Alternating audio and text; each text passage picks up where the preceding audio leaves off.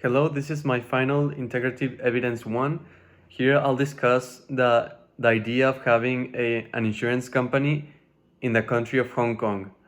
The reason that I chose this topic in particular is because I I searched the life expectancy in Hong Kong, and Hong Kong is actually the number one country in the world with the highest life expectancy in all the countries. This is it has the first place.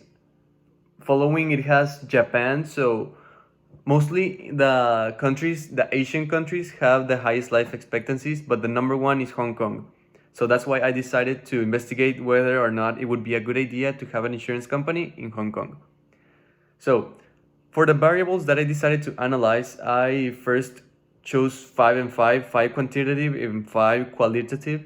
The ones that I chose were, on the quantitative ones, I decided to investigate about the GDP per capita, also the growth that it has, as well as the population growth to see whether or not they're increasing in number of population.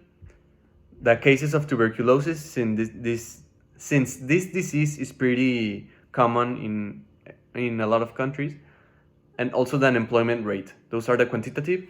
And regarding the qualitative, I searched the life expectancy, the quality of life, healthcare prices, and the death rate. So these are the 10 variables that I analyzed. And to keep it short, I'm going to just give a brief review about all of them. So the most important ones were, of course, the life expectancy.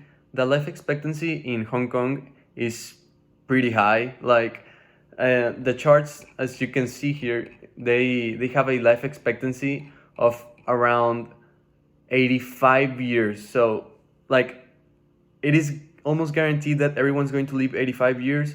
Some people are going to live less, some people are going to live a little bit more. This is the average. So in terms of life expectancy, it has a pretty good one. The quality of life in Hong Kong is actually pretty divisive.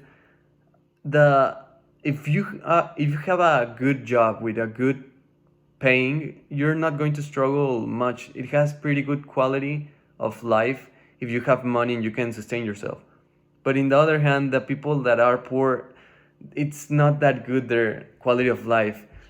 And the people that almost 200,000 poor people end up living in tiny little cramped windowless boxes, and it's 1 meter width, and it's not that good. So the life expectancy in Hong Kong, it's pretty divisive. It can be either pretty good or pretty bad. Also, the healthcare prices index in Hong Kong were not as low as other countries, but they weren't too high. It was considered that almost anyone can acquire healthcare in Hong Kong if they have a little bit of money. It's not that expensive, but almost everyone can get healthcare. Then, regarding the quantitative variables, the GDP of Hong Kong actually is increasing it's been increasing for the past 3 years, but ever since back then it was decreasing. So it's right now it's in a good state, but it didn't used to before the COVID-19 pandemic. Then regarding the population growth, actually they've been in a pretty stable, as you can see here in the chart. They've been doing not so bad in the population growth. It's been stable, they've been increasing, then lowering themselves. But in terms of actual growth, it's been increasing, but in a very low rate. It's not like other countries where they've been like doubling each year and stuff. Here it's like couple 100,000 people increase and throughout each year. And so these are the most important variables. But in conclusion, I think that having an insurance company in Hong Kong is not a bad idea. It's actually pretty good considering that they are not dying as much, they are not getting hurt as much, the security is not that bad. So it would be a good idea to have an insurance company in Hong Kong, because this way you as a company of insurance, you won't be having to pay the cost or the expenses that these people have. You're not going to be paying their hospital bills, their funeral and stuff, all these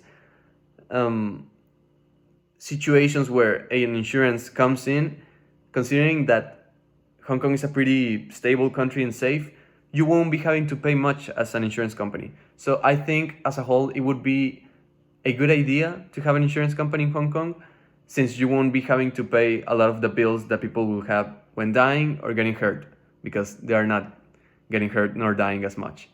Thank you.